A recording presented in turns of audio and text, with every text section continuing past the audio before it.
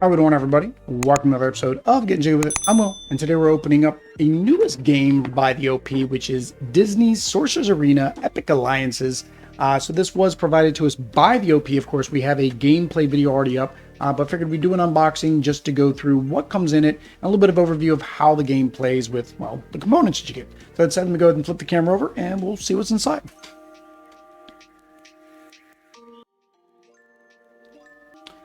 All right, so here we go. This is Disney's Sorcerer's Arena Epic Alliance.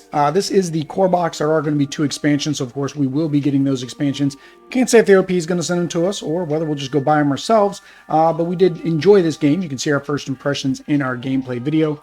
This is based off of the mobile game by the same name, and pretty similar premise, right? You're going to get a team of characters. You're going to battle against your opponent. First person to, well, 20 points or loses their entire deck of cards, wins or loses. I guess it depends on the conditions. So this 13 plus, 2 to 4 players, 35 plus minutes. 2 players probably your best, but 4 player you would be playing as a team. And there is the back of the box. So the ultimate Disney and Pixar Battle Royale. So this one, of course, has Sorcerer, Mickey, Gaston, Maleficent, Aladdin, Ariel, Dr. Facilier, Demona, and Sulley, with more characters to come. So let's go ahead and get this flipped up. So it is just a little sleeve on the bottom here. So you get this little sleeve thing. These are nice. They look good on a shelf. I guess, you know, in a sense, this looks really good too. Well, you do know what the game is on the side. So if you stack it, well, why am I doing it that way? I'm doing the face cam. There you go. So it does have it on the side. So if you're a side stacker, if you're a long side stacker, like you want it long ways, that's not going to work. Oh, that is pretty cool. It looks like a chest book. Like in the chest opens in the game. When you play the game, this unlocks and opens up.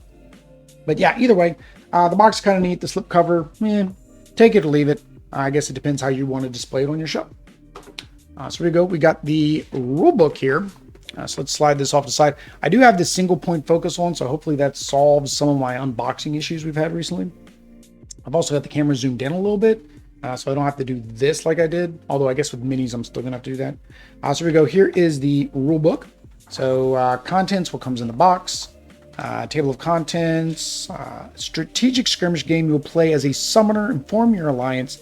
Get you some victory points until you win.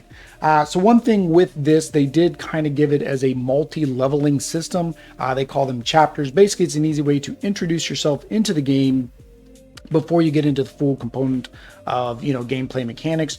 The other benefit is playing with somebody who's younger or somebody who's less experienced in hobby games. Gives you the ability to kind of jump in without too much rule overhead. So you have chapter 1, and then when you get to the chapter 2, they highlight the things that are changed and the differences between the gameplay until you get to like chapter 3, where there's less that's being changed overall. And then in chapter 4, there's really not much that changes in terms of the setup. So it basically just talks about the changes to the cards themselves, which gives you this ability to do some upgrading of your characters. And then, of course, team play goes over the difference when you have multiple people playing the game. And there we go. Special rules for team play, credits, and a nice little player aid on the back that goes over the status effects that you can have during the game. This is nice. As long as you want to keep the book out. There's only one. That's the only drawback. There weren't any player aids for those effects on the player cards, I should say. So then we got the game board, and then we got all the cards, which, because I was flipping this all over, you guys can see what happens to the cards when you flip this the way that I do. So that's going to be fun to go through. So let's go ahead and get the board out so you guys can see the board. So I'm hoping maybe, I know the expansions are going to be small box, but I'm hoping maybe at some point they either offer a big box expansion or maybe like a player mat expansion. So you get a couple more player mats, kind of like Renegade does with Clank, where they just send you a new board plus some characters. And then that way you don't have to worry about all the extra components. But I think that would be kind of cool because this board is kind of generic, and having one where you're maybe inside of like the Lion King, right? So you're out on the plains, or say, you know, Ariel under the sea, right? Water based. I think that'd be pretty cool if they had different player boards. All right. So let's go through the cards. Let's see how badly this got messed up. Really badly. So really badly. So you can see that it wasn't very sturdy keeping everything in. One way to solve that, and I might get them, is the pieces that you take out, that you pop all the pieces out of, putting those back in. However, sleeved, I think you're gonna be able to fit all your cards in sleeved. There's plenty of room here. However, once you get more expansions, you're not gonna be able to fit all the expansions in the same box. So you'll probably be losing this insert anyways if you're a sleever. That's Mickey. So Mickey didn't take too much damage. That is, oh, I forgot her name. It says on the top, Demona. That's right. That's Demona. Let's see here. I think everybody kind of stayed with their own little set. They've all got 10 cards. So I think it's only these guys that kind of got mixed up. Yeah. We got our Street Rat.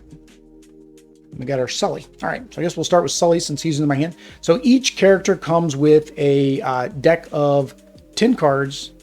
And I might actually have this lower than I did, or higher than I did, or less zoom than I did, because I'm having to hold this a little bit higher than I did when I did my marble unboxing. Maybe I had it all the way at 35. Yeah, I must have had it at 35. There we go.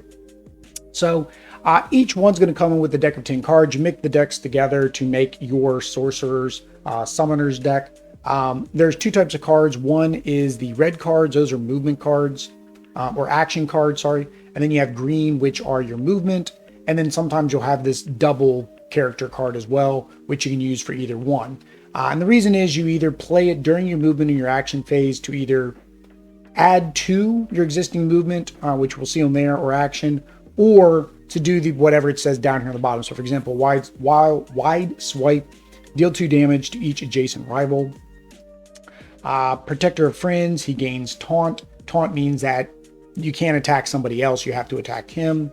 Buddy system, this one's really good. So deal 3 damage, and then if you're next to one of your buddies, so again, he's acting like a tank, you got that taunt, keeps him from attacking your buddy, keep your buddies close.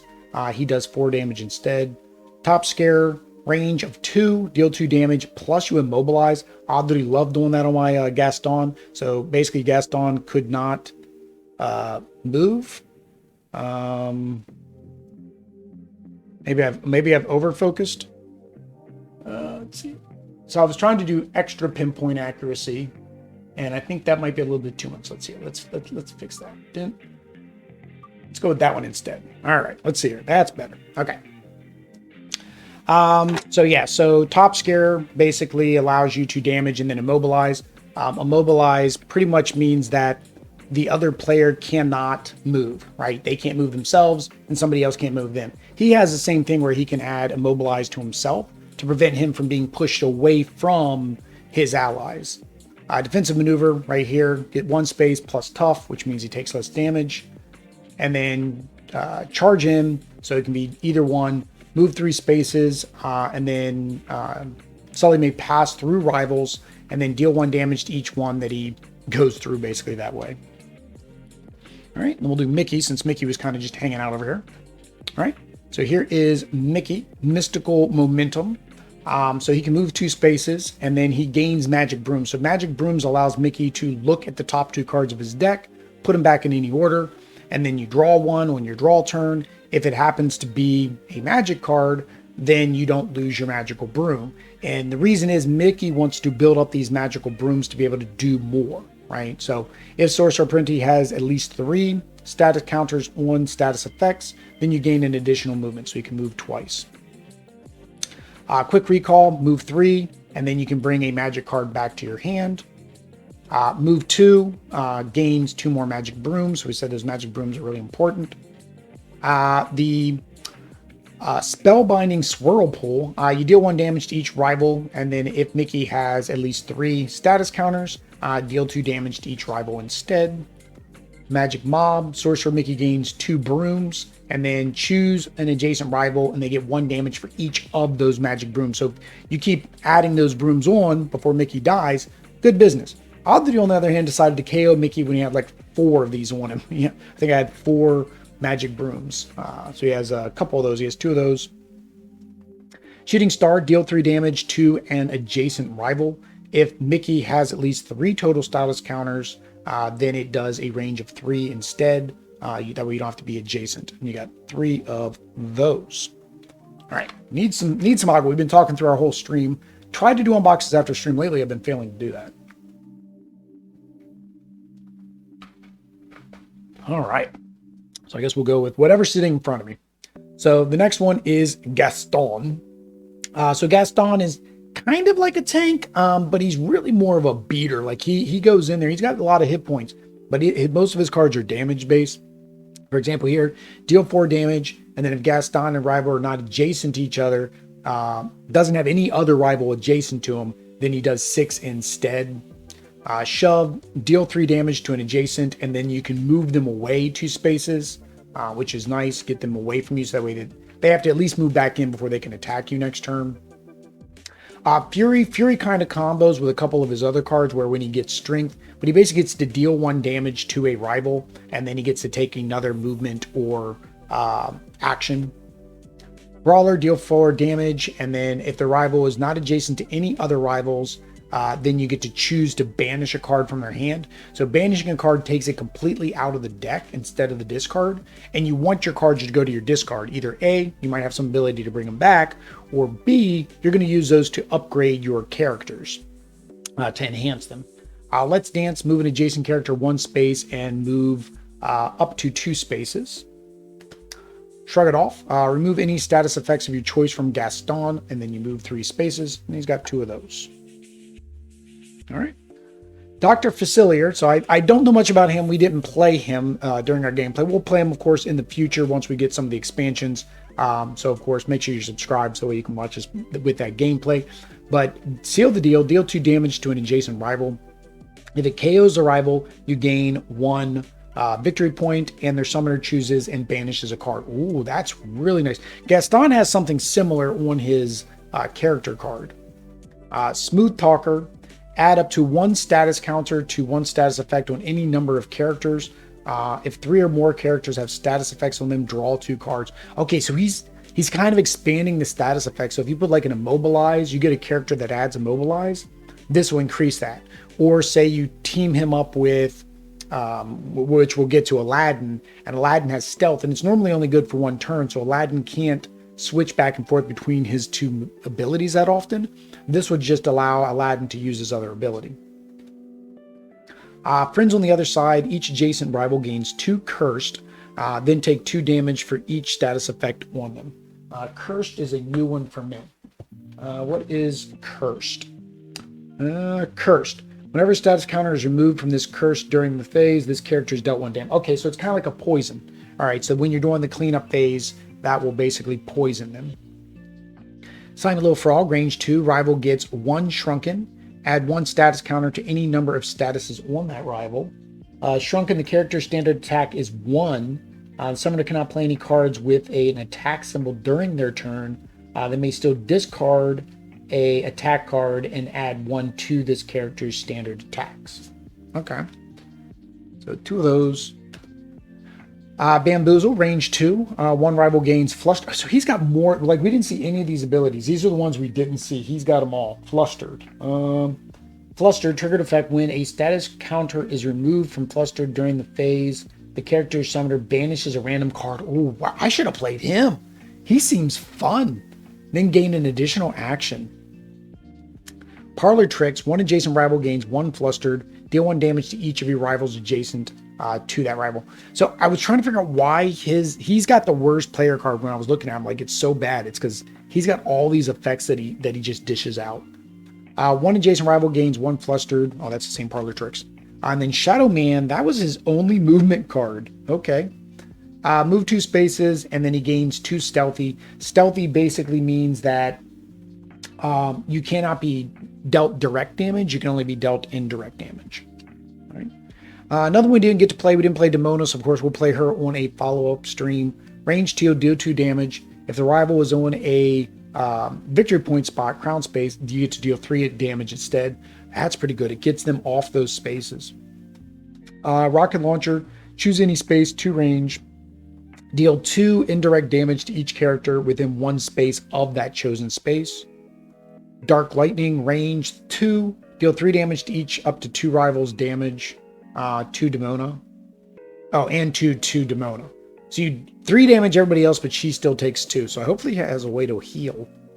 The Sete spell, deal 1 damage to each adjacent character. You gain an additional movement phase or action phase this turn. So she gets to double hit, same thing as Gaston. Wings of Flight, move to any unoccupied space. That's not bad. 2 steps ahead, move 2 spaces, return up to 1 movement card from your discard pile to your hand. And then singled out, move to any unoccupied space adjacent to exactly 1 character, deal 1 damage to that character. She's kind of just coming in from above, death from above, to attack you. All right, so here's Aladdin. So odd that he did play as Aladdin. Street Rack Strike, deal 3 damage to an adjacent rival. That rival has more cards than you, deal 4. Unfortunately, the way my deck was, I was already lower cards than her, so this didn't come in an advantage that often. Disarm, deal 2 damage to an adjacent rival. That rival's summoner deals, that summoner rival's hand, the rival's summoner reveals their hand, choose up to 1 card matching the damaged rival. That card is shuffled back in. So that's kind of a press your luck card.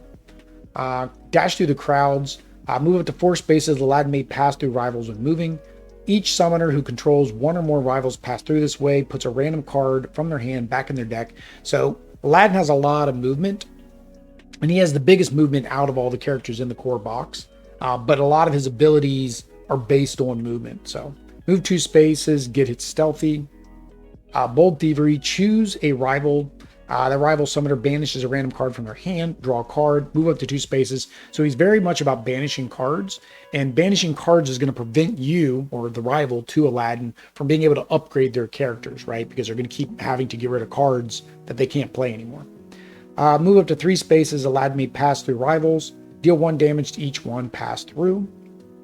And then his combo, another combo card, stun and run, damage 2, deal 2 damage up to 1 adjacent rival. That rival gains 2 immobilized and move up to 1 space. So basically you can go through, damage, get out of there, and then they can't chase you because, well, they're immobilized. All right. Maleficent. So we got 2 left, Maleficent and Ariel. So Maleficent, Overflowing Anger, deal 3 damage to an adjacent rival. Maleficent is on a victory point space, deal 1 damage to each other rival adjacent to her. So she's very much about being on the victory point spots. Chain Lightning, this is just awesome. So choose up to 2 rivals. For each rival, deal 1 damage to them, and then 1 damage to each rival adjacent to them. So if you get all of your enemies, you know, all of your opponents, rival, you know, in one spot, ding, ding, ding, ding, you know, it's just going to hit all of them. Forest of Thorns, range 2, choose 1. You can either deal 1 damage and add Immobilize, or deal 1 damage to 2. Dragon Form, range 3, restore Maleficent's hit point to her max, and then you deal damage equal to the amount healed. Didn't get to play that because she didn't take any damage during my game. Indirect damage, choose a straight line adjacent to her, and then deal damage to every rival in that line. Very nice. So basically that's what I did. I got her on top of off of a victory point and just kept shooting her Chain Lightning and Diablo's Flight. Move it to 3 spaces. If you're on, again, the victory point space, move 1 other character. And other character means your character or your opponent. So you can actually move your opponents off of those victory point spots. And she has 3 of those. All right. Last set of cards is Ariel, and then we'll do the character cards. Ariel, Trident Strike, deal 2 damage to an adjacent rival. Reveal the top card of your deck. If it is an attack card, deal 1 indirect damage to each of your rivals adjacent to that rival. So it's kind of like the Chain Lightning, but it is based on your cards. So you kind of want to make sure you get a deck that has a lot of attack cards in it. Undercurrent, choose 1. You can either remove all statuses from a character. So if somebody's playing again, Dr. Facilier, great counter to him. Discard a action card to remove all statuses from 2 characters. Medicinal Melody, choose 1. Each ally gains 2. Discard another action to have each ally recover 3.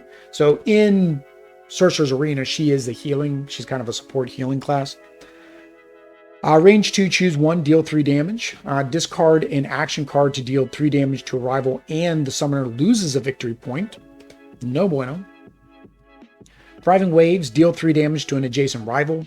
Reveal the top card of the deck if it is an attack. Move the rival up to 2 spaces. You may not move that rival through other characters, though. Curative Bubbles. Ariel or an adjacent character recovers 4. Complete collection. Either draw 2 cards or discard another action to draw 4 cards. So Abdul is wondering, how is she supposed to get more cards? Ariel actually is the only one that has draw capabilities. Swift Seas move up to 4 spaces. All right. So we'll go over the player cards now. So like I mentioned, you do have the different chapters, so they do come with separate chapter references. Chapter 1 and 2 are on one card, and then chapter 3, 4 are on the other, because the only difference between 3 and 4 is the upgrade, and you can do the upgrade at any time. So, all right, and then you get your character cards, and then each one does have an upgrade. By spending the number of gears, so this is what I mentioned in the discard pile, you're gonna have these gears. You spend them to upgrade your characters.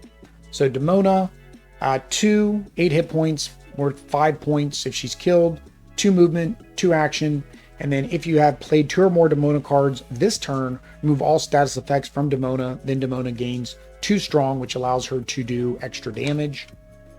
And then Dominique Destiny. Whenever you discard your second card on Demona's turn, gain 2 victory points, then flip this card over. Oh, so she upgrades. Okay. Dr. Facilier, 3 card hand. So the card hand is all 3 of your characters combined is what your hand size is. So 7 hit points, 4 victory points, 2. This is what I said, his attack is very low. It's only a 1. Tarot reading, reveal the top 2 of your cards in your deck. If the card is a spell card, you gain an additional action phase this turn. Otherwise, reveal a random card from your hand. Oh, you have to show your opponent your cards. Not too bad. And then he upgrades, and he gets at the beginning of your ending phase, deal 1 damage to each adjacent rival that had at least 1 status effect. If 1 or more characters are KO'd, you gain victory points. All right. Sulley, 11, so he's got I think the highest hit points I recall. 7 victory, 2 and 2. Sulley can be moved to an unoccupied space next to an ally. If the ally has 4 or fewer health, then he gains immobilized, which means basically he can't be moved out of the way, because remember, he wants to taunt, he wants to block for the other characters. Once you upgrade, immediately after upgrading, Sulley gains 1 taunt and 1 tough. Then Sulley recovers 2 health for each adjacent ally. So you want to keep everybody together, but that could come back to bite you if you're playing against Maleficent, because she can just chain lightning you. Aladdin, well, that's his upgraded side. Aladdin, 9 hit points, 6 victory. He has the most movement at 3, standard 2 attack. So he has 2 skills, and you choose which one. One is the stealth, which basically means that somebody has to banish a card to be able to do damage to you. And then he has Thief's Cure, which allows him to reveal a card from the rival. If it matches the adjacent person, then he heals. And then this is just nasty. Sleight of hand at the end of your phase, if he has Stealthy, which they're almost guaranteed to almost always have. Choose an adjacent rival. That rival's summoner banishes a card. So again, his whole thing is about milling your opponent's deck, which is a way to lose the game. Well, not technically. You could have more victory points and still win if you ran out of cards. But also means you can't upgrade because they're not in your discard pile. And then, of course, you get to draw. Aladdin gets to draw a card. Ariel, 8 hit points, 4 victory points. Dig for Thingamabob. So she reveals a card. If it's her card, she gets to draw it. If it is not hers, she can discard it and heal 1 to any of her allies. Or she can just put it back. If it's a card that she wants to use, put it back, save it for the next turn. When she upgrades Healing Tides, the first time any character recovers hit points for each of Ariel's turns, one other character basically gets to heal as well. So basically, chain healing. All right. Sorcerer Mickey, 8 and 4. Not a lot of victory points on the. They're about even. Whenever they're like a higher hit points, they're about even. So like Ariel was 8-4, he's 8-4. 2/2 magical means. Discard any magic cards from your hand and give magic broom. So again, that's what I said. Mickey's all about building up those brooms so he can do more damage, get more movement. Helping hand at the end of the phase on Sorcerer Apprentice Mickey's turn. If 2 or more bonus counters or status counters were placed, then you get to draw a card. So placing his counters then is going to give you more counter or more cards to place more counters and so forth. That is the wrong side. That is the wrong side. All right. Maleficent is 7/5, so one of the weaker ones. 2 and 2. But again, her cards are really good. Forces of Evil. If Maleficent is on a victory space, so again, that's her deal is staying on those victory spaces. Draw a card for each rival you dealt damage this turn. So most of the times you can do these three in any order. With Maleficent specifically, you always want to damage before you do her skill. And then you put one of the cards back on the top of your deck. And then her upgrade, whenever you play or discard a magic card during the turn, deal 1 damage to one rival. So she basically gets to damage you more. All right, Gaston is the last one. So he's really about the only other kind of tanky character because he's got 10 and 6, but he does reduce your hand by 1. So he's only got 1 where most of the other ones are at least 2 or higher. 2 and 2. Skills, Boast, reveal the top card of your deck. If it is a fighting card, Gaston gains 1 strong, which basically means he does 1 more damage. Otherwise, you take 1 damage. So it's a push your luck type thing. So again, whoever you put Gaston in with, you're going to want to put him in with other characters that have a lot of the standard melee or melee damage cards, not the magic cards. All right, and then his upgrade, Overwhelm.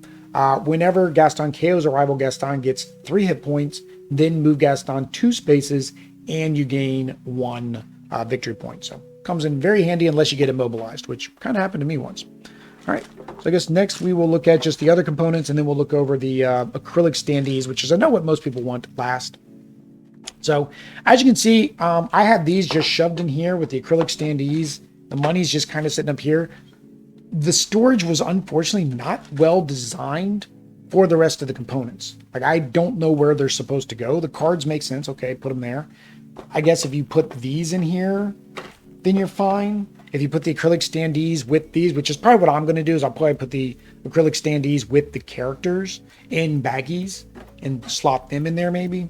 Although then when you get the expansions, again, you'll have to get rid of it. But either way, I digress. So these are the priority tokens, basically red on one side, blue on the other. They just give an overview of the characters. They have their turn order priority. So when you start the game, you're going to sit your 3 characters in the order you want them. And then whoever has the lowest number is going to have the highest priority and get put on the track. So it'll be red, blue, red, blue, red, blue. So each character has one. I will say, be careful when you're punching these out if you get this game. They weren't punched very well on mine, and I've had a couple rip when I was trying to punch them, so I'm going to have to put a little Mod Podge to cure them. These are the damage rings, so I guess I'll keep one out. But these are the damage rings. They got a little damage marker here, and they snap on top of the acrylic bases. So I'll put one on a base so we can see how that looks. And then the last thing are these little tiles. Oh, there we go. I just felt that. So right there you can see that ripped a little bit during its punch out. But yeah, so these are the statuses, and they're just these little triangles. They stack together like that because when you're playing the game, you just kind of put them, you just build a row out to the side like that of your statuses. So I just kind of put them in there. They sit when they're laying down like that. So other things are just going to be more punch outs. So you have your victory points, you have your player turn order counter, and then you have your status counters, just regular tokens. All right. And then the last thing, which is the part that everybody wants to see probably because it's they're great, and the more companies that start doing this, the better. So each character gets their own base that they're going to get snapped onto. So Ariel, Aladdin, Sulley, Demona, Magic is Mickey, Wood is Gaston, that one is Maleficent. It's kind of like the weeds. It's her weeds. And then you have Dr. Facilier. It's got the little spirits. So it's got their hit points, and then there you put the dial. It kind of snaps in. It's got these little gear pieces that it snaps into. It's very loose. Would love, of course, to have the gear kind of like you get with the WizKids with the Hero Clicks, but I almost guarantee you that whole technology and anything similar is probably patented by them. I mean, it works. You look, it doesn't really come off, and they're pretty easy to snap around. I don't Not sure what the durability will be like long term. If that happens. The other thing is these didn't fit built in here really. So same thing, you're gonna have to pull these in and out. I don't know long term, same thing, durability there. Well, I guess we'll do two at a time because they're kind of small. But yeah, so you got, there's Ariel and Maleficent. I do like that they're double-sided. That's how all acrylic standees should be. The same art should not be on both sides. It's unthematic, doesn't make sense. And if you're going to do that, just give me a mini. But if you give me good acrylic standees like this, I'll take them over minis almost any day. I can't say any day. And then there is Mickey and Aladdin. And you do have to peel off the little coating, the plastic that's on all of them. Real easy to do. Just take you got like a little small screwdriver, small knife, something like that, and just kind of tap a little bit on the edge. It'll come off after a minute. You don't have to really worry about scratching them. I was kind of rough with mine, and wasn't rough. I wasn't trying to abuse them or anything, but they didn't really scratch. So that's Gaston and Dr. Facilier. Dr. Facilier is kind of, the lighting is not the best, but there we go. And then the last two are the big ones. I don't know why I did that. That was stupid. So you have Sulley and Demona. There you go. So great looking there. So let me get everything back in here and show you guys how I was storing it. Again, it's a very tight fit. And like you saw when I opened the box, things kind of went everywhere. So that does kind of fit in there when you do that with those pieces. The rings, I really didn't know anywhere else to put them, so I just I was hoping they would fit all down beside here, but they kind of don't because there's 8 of them. It's close. Get the air out of the tokens, see what we can do here. Get those down in there. That's almost level. See if I can get them down on this bottom there. These here. One other thing we mentioned during our first impression, the cardstock is pretty thin, so I would definitely say you probably are going to want to sleeve these. And then I do know they make tarot sleeves. You probably want to sleeve these as well. Ours, because of course it being summer and it's starting to get a little humid, are already starting to curl a little bit. So don't think sleeving solves that. Laminating, I think, would help with that. Like I said, if you put these in here without sleeves, you can definitely fit 2 decks easily. Actually, you can almost probably fit 3. Let's see here. You can probably fit 3 decks per. Yeah, unsleeved, you can fit 3 decks per. So plenty of room if you're not a sleever.